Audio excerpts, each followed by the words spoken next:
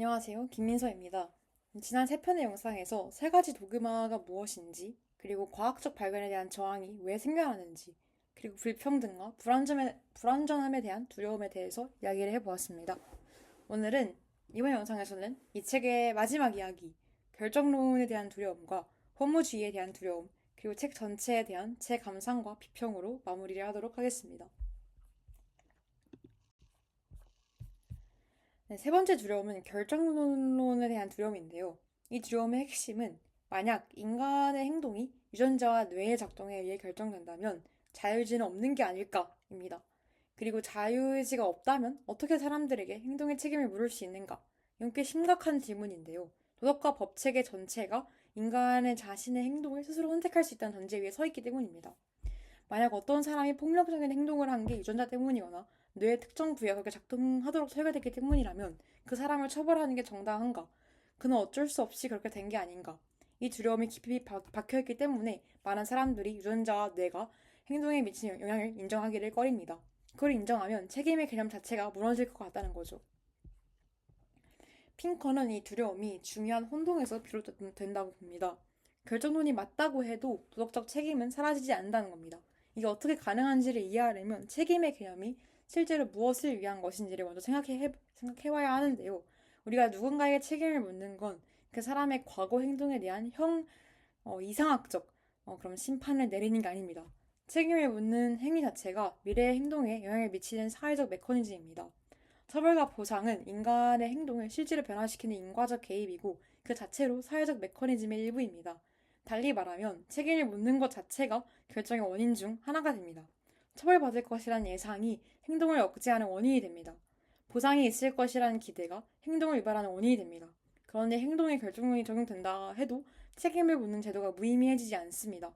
오히려 제도 자체가 인과 사슬의 일부입니다. 이제 이 논리를 좀 더 구체적으로 풀어보자면 어떤 사람이 범죄를 저질렀습니다. 그 행동이 그 사람의 유전자와 뇌 구조의 생애 경험의 산물이라고 해봅시다. 그렇다고 그 사람을 처벌하는 게 무의미한가? 그렇지 않습니다. 처벌이 그 사람의 뇌에 영향을 미쳐서 이후의 행동을 바꿀 수 있기 때문입니다. 그리고 다른 사람들에게 그 행동의 결과를 보여줌으로써 그들의 행동 계산에도 영향을 미칩니다. 처벌 자체가 이후 행동을 결정하는 인과적 요인이 되는 거죠. 결정론이 맞더라도 처벌이 작동하는 건 처벌이 결정 과정의 일부이기 때문입니다. 네, 핑커가 제시하는 구체적인 원칙은 이런데요. 책임의 범위는 재발 방지에 효과가 있는 범위 내에 설정되어야 한다는 겁니다. 어떤 사람들이 특정 행동을 통제할 수 있었는가, 그 사람에게 책임을 묻는 것이 그 행동의 재발을 막는 데 도움이 되는가, 이 기준으로 봐야 한다는 거죠. 이건 복수나 응보 개념의 처벌과는 다릅니다. 그 사람이 나쁜 사람이기 때문에 벌을 받아야 한다는 논리가 아니라 이 처벌이 그 사람과 다른 사람들의 미래 행동에 어떤 영향을 미치는가를 보는 거죠.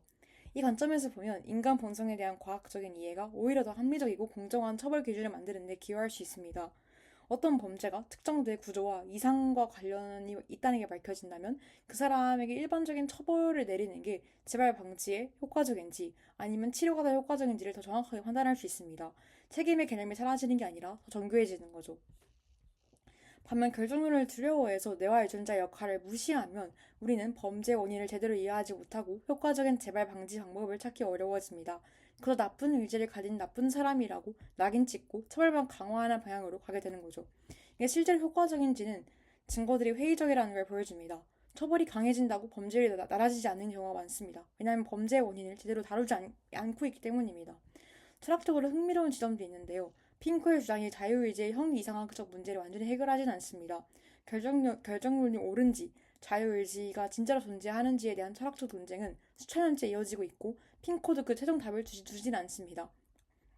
대신 그 논쟁이 완전히 해결되기 전에도 책임의 개념은 그것이 사회적 기능을 근거로 유지될 수 있다고 봅니다. 자유의지가 있는지 없는지를 몰라도 책임을 묻는 제도가 사회를 더 잘 작동하게 만드는 것은 경험적으로 확인할 수 있습니다. 그리고 인간 본성에 대한 더 정확한 이해가 그 제도를 더 공정하고 효과적으로 만드는 데 도움이 된다는 것도 마찬가지입니다. 네, 지난번에 읽은 이 휴먼 카인드에서 노르웨이 할렌 교도소 사례가 떠올랐는데요. 그 교도소는 수감자들을 처벌의 대상이 아니라 교화와 치유의 대상으로 봅니다. 그들이 범죄를 저지른 원인을 이해하고 그 원인을 다루는 방식으로 접근합니다. 결과적으로 재범률이 다른 나라보다 훨씬 낮게 됐죠. 이게 핑크가 말하는 인간 본성을 이해해서 효과적인 시스템을 만든 경우입니다. 결정론에 이제 대한 두려움이 이제 왜 이렇게 강하게 작동하는지도 이해할 수 있는데요. 우리는 자신을 자신의 행동의 주인이라고 느끼고 싶어 합니다. 내가 어떤 선택을 한 건 내가 그 선택을 했기 때문이지 유전자나 뇌가 그렇게 만들었기 때문이 아니라고요. 이 느낌이 워낙 강력하기 때문에 그 느낌을 위협하는 과학적 발견에 저항하게 됩니다.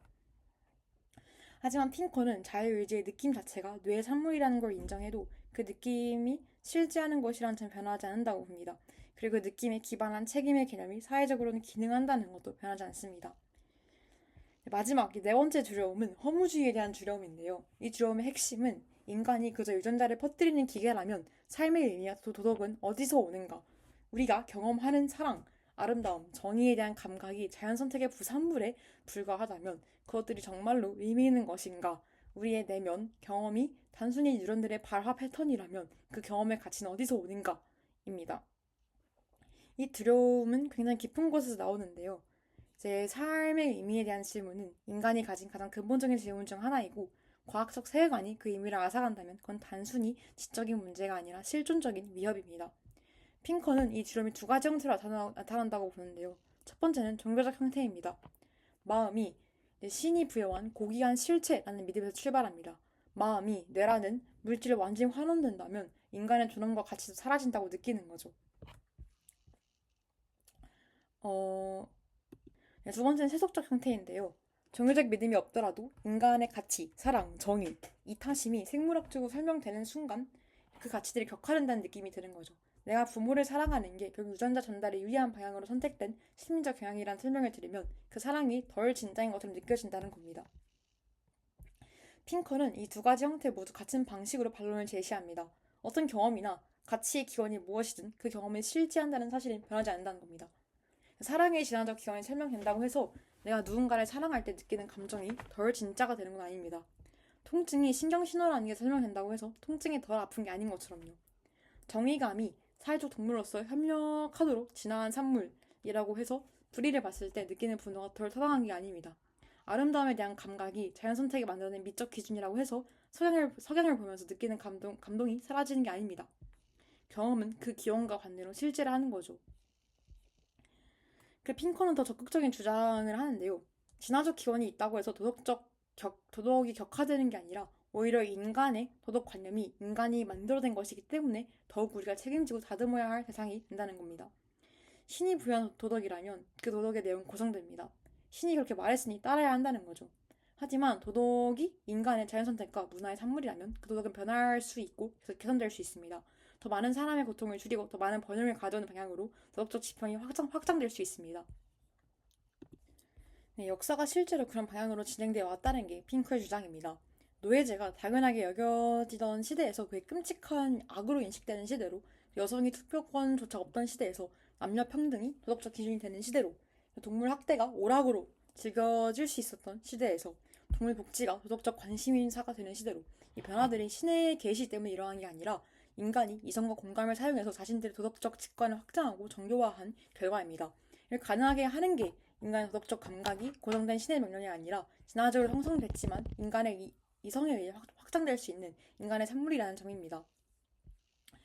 핑크의 결론은 이제 과학적 세계관이 삶의 의미를 파괴하는 게 아니라 더 정직한 토대에 의해서 재건하는 것이라는 겁니다.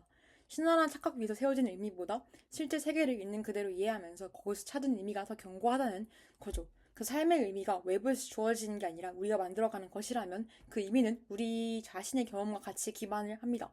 그리고 그 경험이 뇌의 산물이라는 게 사실이라도 그 경험이 실제하고 우리에게 중요하다는 것은 변하지 않습니다. 네. 자, 이제 이 책 전체에 대한 제 감상을 한번 이야기해 보도록 하겠습니다. 빈서판을 읽으면서 가장 인상 깊었던 건 핑커가 사실명제와 가치명제를 구분하는 작업을 얼마나 일관되게 수행하였는지였습니다. 3부 전체가 사실 이 구분을 세우는 작업이라 볼 수 있는데요. 인간 본성이 어떠하다는 사실이 우리의 도덕적 가치를 결정하지 않는다. 그리고 우리의 도덕적 가치가 특정 사실 명제에 의존할 필요도 없다. 이 두 가지를 동시에 주장을 하는 거죠. 이 구분이 왜 중요한가? 왜냐하면 이게 이제 무너지면 과학과 도덕이 서로 충돌을 하게 됩니다. 과학이 우리가 원하지 않는 사실을 발견할 때마다 그 사실을 억압해야 하거나 아니면 우리의 도덕적 가치가 흔들리게 될 상황이 됩니다. 핑커는 이 둘이 서로 독립적인 층위에서 작동하는 걸 보여줌으로써 그 갈등을 해소하려 합니다. 그리고 그 분리가 오히려 과학도 더 자유롭게 하고 도덕도 더 견고하게 만든다는 거죠. 이 책이 지금까지 읽어온 책들과 어떻게 연결되는지도 계속해서 자연스럽게 생각을 하게 되었는데요. 카너만의 생각에 관한 생각은 우리의 인지가 선천적 편향을 가지고 있다는 걸 보여줬습니다. 빈서판이 아니라 특정한 방식으로 작동하도록 설계된 마음이 있다는 거죠. 그리고 화이트의 바른 마음은 우리의 도덕적 직관이 진화적 기반 위에 있다는 걸 보여줬습니다. 또 도덕성 기반 이론이 말하는 6가지 수용체들이 자연 선택이 만들어낸 것이라는 거죠. 그리고 브레우만의 휴먼카인드는 인간의 선한 본성이 억압되고 왜곡되는 방식을 이야기하면서 인간 본성에 대한 믿음이 제도와 사회에 미치는 영향을 강조했습니다. 그리고 핑커의 빈서판은 이 모든 것의 이론적 토대를 제공하는 셈입니다. 인간 본성이 있다는 것, 그리고 그 본성을 과학적으로 이해해야 한다는 것, 그리고 그 이해가 우리 도덕적 가치를 위협하는 게 아니라 더 잘 실현할 수 있게 해준다는 것. 이렇게 이 4가지 책, 더 있을 수 있지만 지금 딱 생각나는 책은 4가지거든요. 이 4가지 책이 결국 같은 방향을 향하고 있다는 생각이 들었습니다. 인간을 있는 그대로 이해하자. 우리가 원하는 인간의 모습을 먼저 설정을 하고 거기에 맞는 이론을 만드는 방식이 아니라 인간이 실제로 어떻게 작동하는지를 먼저 이해를 하고 거기서 출발하자는 거죠. 그리고 그 이해가 더 나은 제도, 더 효과적인 교육, 더 공정한 법 체계를 만드는 데 도움이 된다는 것. 그런데 이 책에 대한 비판도 있습니다. 핑커가 진화 심리학의 결과들을 때로는 지나치게 단순화해서 받아들이는 그런 비판이 있는데요. 진화 심리학은 여전히 논쟁이 많은 분야이고 특정 행동 경향이 정말 자연 선택의 산물인지를 증명하기는 매우 어렵습니다. 어떤 행동이 진화적으로 유리했을 거라는 그럴듯한 이야기를 만들기는 쉽지만 그 이야기가 실제로 역사적으로 일어났다는 걸 증명하는 건 전혀 다른 문제라고 합니다. 하지만 핑커가 일부 진화 심리학적 주장들을 확립된 사실처럼 제시한 경우가 있다는 거죠. 그리고 또 이 책이 주로 서구 자유주의적 관점에서 쓰여 있다는 점도 지적이 되는데요. 개인의 자율성과 이성을 강조하는 방향이 특정 문화적 편향을 반영한다는 거죠. 핑커가 비판하는 빈서판론이 특정 문화권에 두고 말하면 핑커 자신의 관점도 다른 문화권에서 보면 또 다른 도그마처럼 보일 수 있습니다. 보편적 진리를 주장하는 책이 사실 특정 역사적 문화적 맥락에서 나온 관점을 담고 있다는 것. 이건 핑커 책만의 문제가 아니라 대부분 서구 학문이 갖고 있는 문제이기도 합니다.